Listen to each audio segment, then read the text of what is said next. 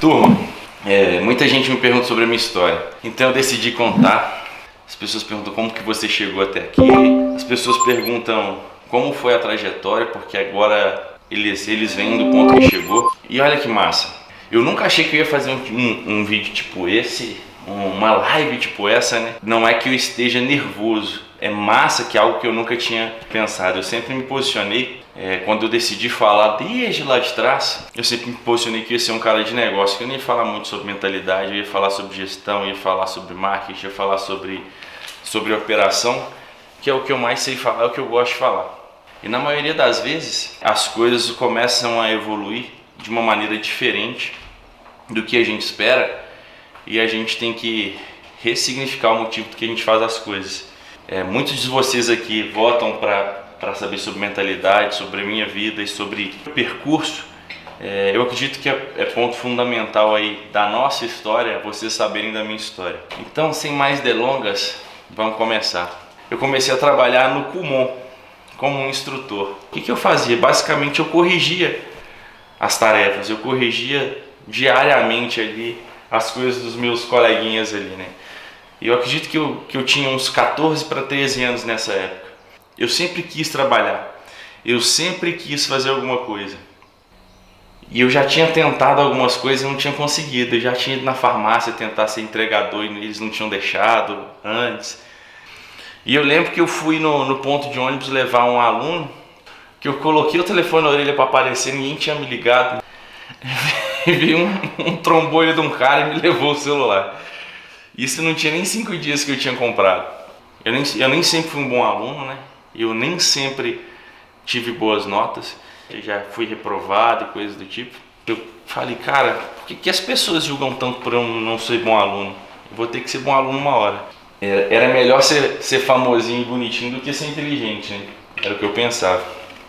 Eu tinha uma relação muito conflituosa com meu padrasto, que eu não gostava do cara, real é essa. Eu achava que tudo que ele falava era o caminho oposto que eu tinha que seguir. Ele queria que eu seguisse os caminhos dele, ele era engenheiro e eu queria fazer simplesmente o que eu estava disposto a fazer. E em minha primeira faculdade, quando eu comecei a estudar educação física.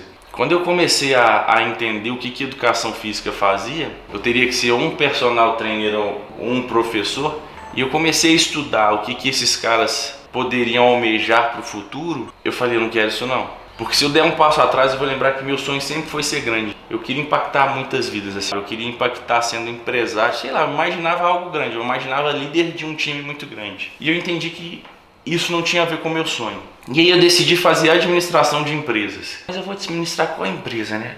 Eu falei, não sei. Vou começar aqui e depois eu penso qual empresa que eu vou administrar. Então eu estudava de manhã, decidi estudar de manhã e trabalhar à noite na Ribeirão das Neves. E era uma rotina difícil mais uma vez. E eu tinha uma vida muito boa graças à condição que minha mãe me dava. Ela tinha me dado um carro, eu não precisava mais trabalhar para pagar minhas contas, então tudo que eu ganhava era o dinheiro que eu podia fazer minhas coisas, e ela pagava minha faculdade. Só que eu não tinha desafio. Eu acreditava que minha vida já estava pronta. E o que eu via? Eu via meus amigos de faculdade crescendo muito. E isso me deixava assim, porra, o que eu vou fazer? Eu não sou o mais inteligente. Eu não sou o cara que vai ter mais talento dentro desse lugar. E teve um momento que foi um ponto de virada da minha vida. Foi quando eu tive, eu acho que no segundo ou no terceiro período, uma aula que mexeu muito comigo. Foi uma disciplina que mexeu muito comigo. Na verdade foram duas.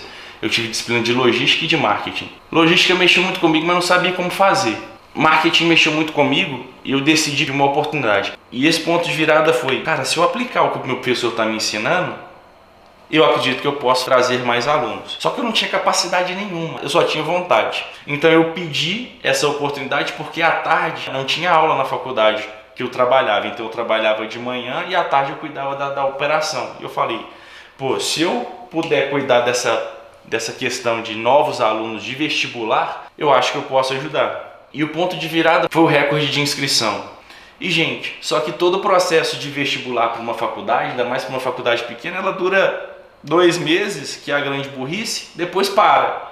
E depois, antes 2 meses, o que vai acontecer? Começar tudo de novo. É a grande burrice, né? Um ciclo vicioso.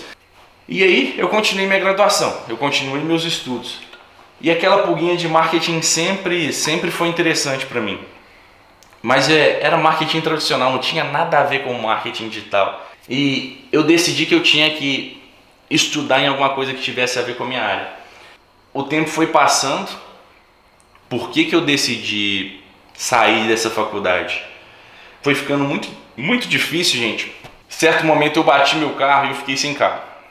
Eu estava esperando por transporte público e para todo mundo ao meu redor a vida era maravilhosa, porque o cara estava estudando em uma faculdade particular, o cara trabalhava e as pessoas sempre falavam: nossa, que massa ter a sua vida, mas não sabiam como é a minha vida, porque eu não falava com ninguém o quanto minha vida era difícil. E teve um ponto de virada que eu falei o seguinte: eu preciso trabalhar em alguma coisa que tenha a ver com a minha graduação. E me veio uma pulga atrás da orelha que era o seguinte: eu quero morar fora do Brasil, porque dizem que quem tem inglês ganha melhor.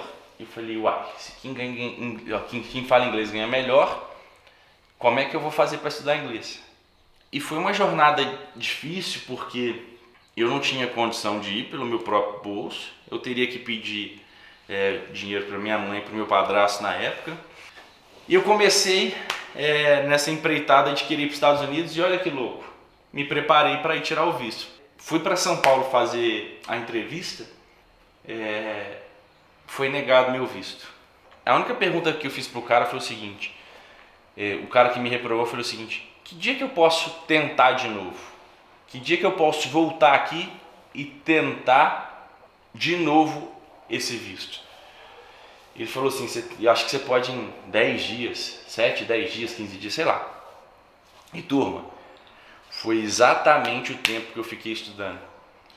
E o que eu fiz? Eu cheguei aqui, eu arrumei uma professora de inglês e a única coisa que eu pedi para ela foi o seguinte: eu quero muito passar, me ajuda. Ela falou assim: Pedro, seguinte, essas aqui são todas as perguntas que eles fazem, você só precisa decorar. E ela falou o seguinte: Pedro, se você decorar, você vai passar, porque são as perguntas chaves, ninguém vai fazer uma pergunta diferente disso. E eu decorei, gente, eu decorei. No 10º dia depois que eu marquei lá, e no dia de voltar, eu não dormi nem um segundo no ônibus, porque eu estava lendo tudo. Na fila lá, porque você entrava no consulado, né? E você ficava esperando por umas 2, 3 horas. E eu ficava decorando. E na hora que deu o meu número, uai, você foi reprovado, tem 10 dias, né? Aí eu falei assim, fui. Aí ela foi e falou o seguinte: por quê? Aí eu falei assim, porque eu fiquei nervoso. O cara que me negou, ele estava certo. A verdade é essa. A gente não sabia nem falar bom dia. Então a gente foi no supermercado um dia e a gente começou a fazer compra. Fomos para casa. Certo momento, um amigo nosso lá que trabalhava com a gente foi visitar a gente e falou assim: gente, vocês têm cachorro? Eu falei assim: não. Por quê? O que é esse negócio aqui, que essa ração de cachorro que vocês compraram? A gente achou que era sucrilhos, a gente estava comendo sucrilhos, tinha uma semana e era ração de cachorro. Só para vocês terem ideia, o tanto que a gente era ignorante, a gente não sabia nem ler o que a gente estava comendo. Então a gente comeu ração de cachorro com leite, achando que era sucrilhos. É a passagem mais idiota dentro da nossa jornada. E quando as pessoas nem acreditam, mas a gente não sabia nada. Eu só sabia pegar o carro e trabalhar, e eu não estudava, porque em Orlando a maioria das pessoas falam espanhol. Então eu não precisava estudar inglês, porque às vezes eu conseguia desenrolar, mas no mercado eu não conseguia, porque eu ia pro Walmart e era o mundo ali, eu tinha que falar inglês, eu não sabia falar. Gente, era bizarro. Só que, gente, era duro, assim. Eu realmente tava virando um homem ali, sabe? Era um processo de construção. E por que eu falei daquela minha amiga, a Carol? Ela era minha amiga de infância no Brasil e a gente mantinha contato. Ela estava casada lá já com um amigo e ela falou o seguinte: Pedro, por que você não vem morar em Boston? Aqui ganha mais. E eu fiquei amigo do marido dela sem conhecer o marido dela. Ela falou o seguinte: eu vou passar minhas férias em Orlando. Se você animar, por que você não sobe comigo para trabalhar e ficar uns dias aqui em Boston? E você vai ver que você ganha mais. E meu período nos Estados Unidos era de 6 meses. Eu falei o seguinte: bicho, eu vou ficar mais. E eu falei com ela: o dia que você vier, eu vou eu vou subir com você de carona. Porque eu não tinha nem dinheiro para subir, né? Eu trabalhava e tal, dava um duro danado, mas eu não tinha dinheiro. E nesse período, quando ela desceu, eu já estava trabalhando em 2 empregos. Eu trabalhava numa lanchonete lá de novo, o karma da lanchonete, né? E de brasileiros, e trabalhava nesse aeroporto ainda como driver, que eles falavam. E quando ela desceu foi uma decisão importante. Coloquei minhas coisas todas na mala, o Igor colocou as coisas dele todas na mala e falou, vamos embora, mano, vamos embora. Só que Boston era diferente de Orlando, gente. Orlando é o clima do Brasil, é sol, é esse trem legal. E quando eu cheguei em Boston, pensa num lugar com neve. Devia estar menos 10 graus, gente. Eu nunca tinha visto neve na minha vida. Eu falei, puta que pariu, que lugar frio, que lugar ruim. E ela trabalhava de babá, a Carol, e o marido dela trabalhava na construção. E foi mais uma virada de chave que eu tive. Eu falei, eu preciso me adaptar ao lugar que eu estou. Eu preciso me adaptar ao lugar que eu estou. O que eu vou fazer? Já que eu não posso trabalhar, eu vou estudar. Passando ali 1, 2 meses eu estudando, e a gente decidiu encontrar um primo do Igor, que era esse meu amigo, que morava numa cidade próxima. Ele morava mais perto de Boston. E o que aconteceu? Lá, ele trabalhava de entregador de pizza. Eu falei assim, mas que massa esse negócio de trabalhar de entregador de pizza, né? Eu falei, será que eu consigo esse emprego também? Ele falou, eu consigo, emprego para vocês dois, vem trabalhar aqui. E quando veio esse terceiro amigo morar, a gente falou assim, gente, vou arrumar mais um emprego, falei com eles, e vou trabalhar mais. Porque eu durmo 3 horas por noite. Eu vou continuar agora e vou dormir 2 horas por noite e vou trabalhar entregando pizza. E os caras falaram, não é possível. Eu falei, vou, porque se eu trabalhar entregando pizza vai me sobrar um dinheiro e a gente consegue alugar uma casa junto. E foi aí, porque tinha mais um agora, então eu acho que era $100 para morar meu e $100 do Igor. Ia ser mais $100 do Fabiano. Só que eu falei, se a gente tiver $200 cada um, a gente aluga uma casa pra gente. Por mais que ela seja ruim, a gente aluga uma casa pra gente. E poucos dias antes de eu decidir isso, o meu chefe tinha decidido me dar a oportunidade de virar motorista, porque o líder dele estava indo morar em outro estado. E esse cara, bicho, ele fazia a gente trabalhar no final de semana e não pagava a gente, na casa dele não pagava a gente, era ruim demais, esse cara era muito ruim. E no dia que ele me deu essa promoção, eu comecei a entregar pizza nessa pizzaria. Só que olha o que aconteceu, eu descobri que entregando pizza eu estava ganhando mais do que sendo motorista da lavanderia. Só que eu, sendo motorista da lavanderia, eu aprendia muito. Aprendi inglês, porque só trabalhava com americano nessa hora, como eu já tinha virado o motorista da van. E por quê? Eu ia visitar as casas, só tinha eu falando inglês, então era eu falando com outras pessoas, então me desenvolvia mais ainda, e eu estava felizaço. E olha que doido, aí a situação no Brasil era a seguinte, minha mãe já estava separada, estava morando ela e minha irmã, a situação difícil também, porque meu padrasto tinha uma condição boa também, e aí ele já não morava mais, então estava tudo complicado, gente, tudo complicado.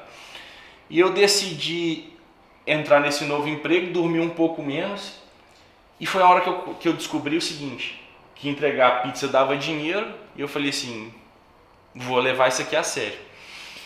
E aí eu chamei o Igor, eu falei, mano, dá para você ganhar um pouco mais de dinheiro, porque a gente quer morar nessa casa sozinho, então vem pra pizzaria, trabalha comigo na pizzaria, a gente trabalha junto na lavanderia, e o Igor não era motorista de van ainda, porque ele não falava inglês bem. Eu falei, pô, então quem estuda tem melhores oportunidades. Comecei a ganhar melhor e a gente estava começando a olhar uma casa para alugar. E eu falei o seguinte, a gente não estava achando na condição que a gente queria, e eu recebi proposta de trabalhar em outra pizzaria. Então eu recebi a proposta de trabalhar em 2 pizzarias e eu tinha que largar a lavanderia. E eu fui conversar com esse chefe meu que era um baita otário. E ele falou assim, o quê? Você vai trabalhar entregando pizza? Eu só quero te dizer um negócio. Eu sei que você nunca vai ser ninguém. Na verdade, eu sei que você nunca vai ser alguém na vida. Porque essas decisões mostram o quanto você é fraco. E eu tenho que te falar o seguinte, eu sempre suspeitei disso. Você é fraco e você nunca vai ser ninguém na vida. Eu falei assim, tá massa, beleza, tamo junto. Aí o cara falou assim, que dia que você sai? Eu falei, saio hoje. você tem que me ajudar. Eu falei, não vou te ajudar. Porque essa relação que você acabou de falar é de quem não merece ajuda. Mas tá legal. No outro dia eu já comecei a trabalhar numa pizzaria entregando pizza de manhã. Então eu entregava pizza na parte da manhã. Então eu comecei a trabalhar entregando pizza de manhã e à noite. E eu comecei a ganhar mais do que o dobro do que eu ganhava. Comecei a ganhar bem, gente. Só que agora eu tinha uma casa para pagar.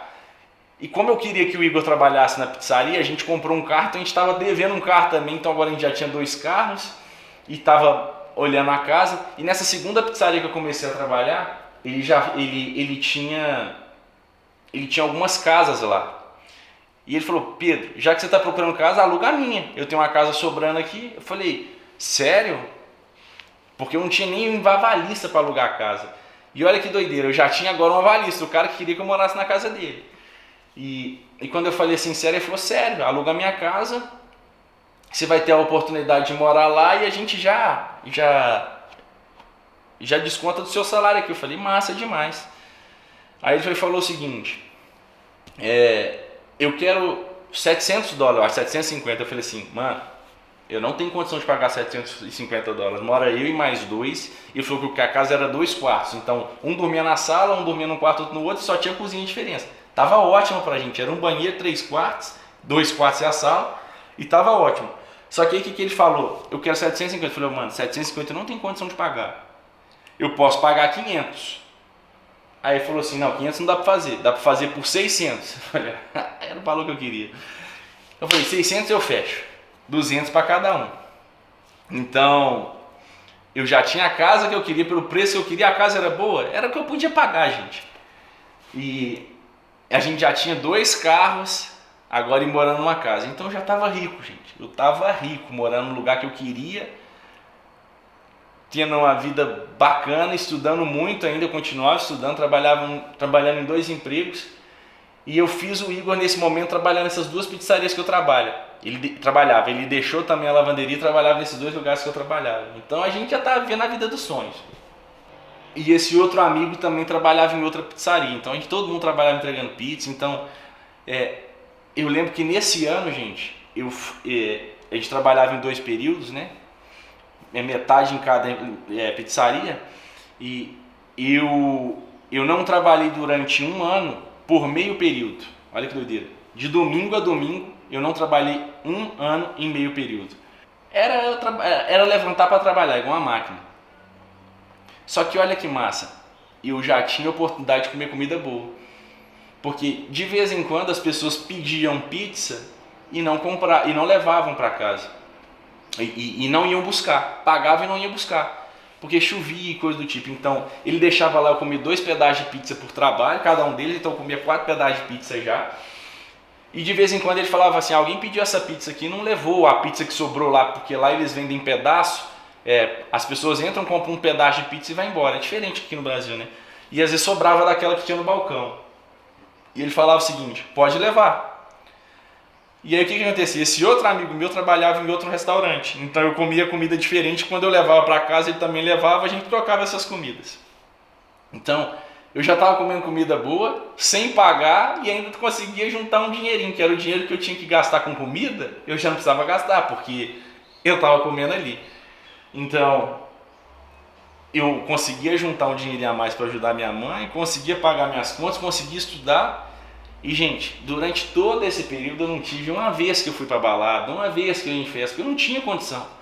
Então era trabalho o dia inteiro. Quando a gente teve a oportunidade de fazer alguma coisa nesse dia que a gente não trabalhou metade do dia, que foi o dia de ação de graças, o que a gente fez? A gente pegou o carro e foi para Nova York passear, nós 3. Então a gente não tinha condição de fazer nada, colocou gasolina e a gente não podia dormir lá porque a gente não tinha dinheiro. Então a gente foi e aproveitava. Como é que a gente comprava roupa? A gente ia nas roupas de doação, que era o Salvation Army lá, que era o Exército da Salvação, e vendia roupa por $2, $3. Então a gente comprava roupa de doação. Então a gente já estava com roupa bonita, que era a roupa diferente do Brasil, que era a roupa dos Estados Unidos já. Então já estava cheio de roupa massa, que eu comprava no Exército da Salvação. Então a gente já estava vivendo uma vida massa, uma vida rica. E eu recebi a minha mãe, gente, olha que massa, isso nem ela sabe. Eu juntei um monte de dinheiro. Quando minha mãe foi visitar a gente pela primeira vez, eu falei assim, bicho, minha mãe tem que achar que a gente está vivendo uma vida boa. Eu gastei todo o dinheiro que eu juntei para mostrar para minha mãe que eu estava vivendo uma vida boa, que eu não queria que ela chegasse lá e falasse, pô, a vida do meu filho é ruim. Falei, não, mãe, vamos num restaurante bacaninha. Pô, mãe, vamos fazer isso, vamos fazer isso. E eu fazia tudo com ela, com o dinheiro que eu tinha que eu tinha guardado. Eu juntava esse dinheirinho e gastava quando minha mãe tinha a oportunidade de me visitar. E pensa que aí já tinha Orkut nessa época, gente. E aí eu via a vida boa que meus amigos estavam vivendo no Brasil. Eu falava, porra, os caras estão no carnaval, estão em festa e eu trabalhando. Os caras estão vivendo uma vida que eu queria viver e eu estou aqui trabalhando igual um condenado. Como é que eu vou mudar essa história, né? Só que era bom demais. Eu estava vivendo uma vida diferente. Eu estava vendo algo que eu nunca vivi antes, porque tudo dependia do meu esforço, o resultado estava ligado a quanto eu me esforçava.